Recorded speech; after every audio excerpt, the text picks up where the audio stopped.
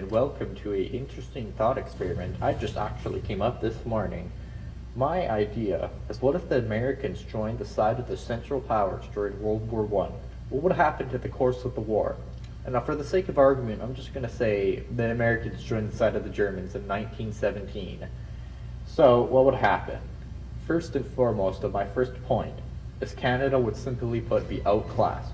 Most Canadian soldiers were already fighting in Europe at the time of 1917, and there would be no way for the Canadians to protect their home border. My second point is Canada's manpower would simply put be outclassed. America had a population of around 100 million versus Canada's 8 million during the time of World War I. And plus, not to mention the fact that Canada's industry in no way, shape, or form can match the might of the American industry.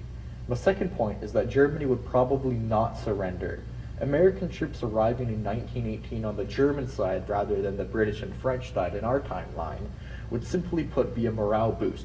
Russia was already kicked out of the war in 1917, so there's no way that the British and the French, who already had manpower issues, were suffering morale issues and whatnot, could face the might of the American soldiers entering in the war. It would be a significant push, and more German offensive would happen like the ones that we saw in 1917.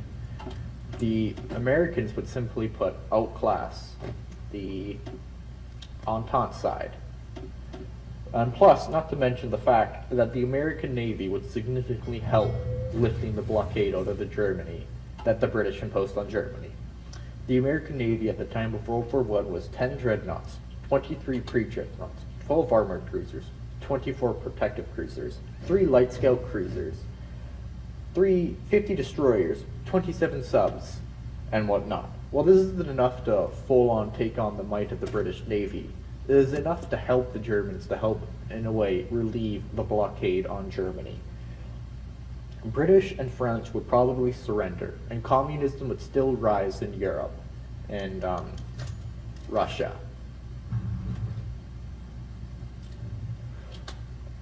So, for the sake of argument, I'm just going to conclude that Germany, USA, Austro-Hungary, and Ottoman Empire would all win World War I, and we'd have a very different world from the one we'd have today.